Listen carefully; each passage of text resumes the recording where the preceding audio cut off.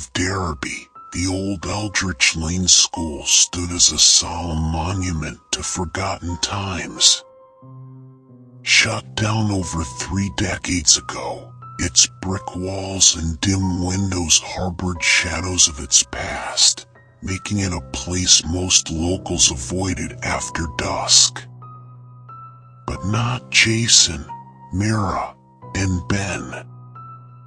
The trio of friends, known for their curiosity and courage, found the lure of the abandoned school irresistible, especially after old Mrs. Leary at the diner swore it was haunted.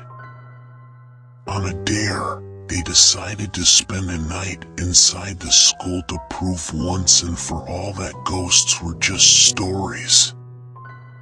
Armed with flashlights, a camera, and a makeshift Ouija board, they set out one chilly October evening. As they pushed through the creaky main gate, an eerie silence enveloped them. The school, a large Gothic structure with ivy creeping up its walls, seemed to watch them approach. Jason led the way, pushing the heavy front door open with a long, echoing groan. Inside, the air was thick with dust and the smell of mold. "This is it, Eldritch Lane School," Jason announced, shining his flashlight around the grand hall. Broken furniture and tattered books littered the floor, and a grand staircase spiraled up into darkness. "Let's set up in the old library," Mira suggested, her voice slightly trembling. The library was on the first floor, overlooking the abandoned playground. As they entered, Ben set up the camera to record their adventure.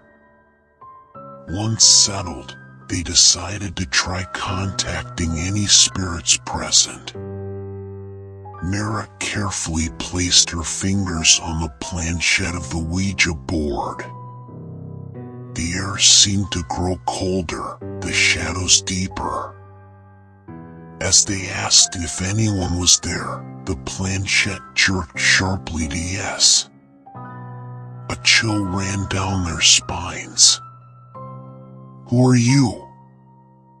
Jason asked, his voice barely a whisper. The planchette moved again, spelling out Elizabeth. "Elizabeth." Mira repeated, her voice a mix of fear and excitement. "Were you a student here?" "Yes," the board replied. "What happened to you?" Ben asked, his skepticism waning. The planchette started to move more rapidly across the board, spelling out trapped. As soon as the word was completed, a loud slam echoed through the building. The trio jumped, turning their flashlights toward the noise.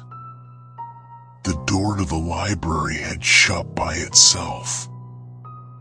They raced to open it, but it wouldn't budge. Panicking, they heard soft footsteps descending the grand staircase.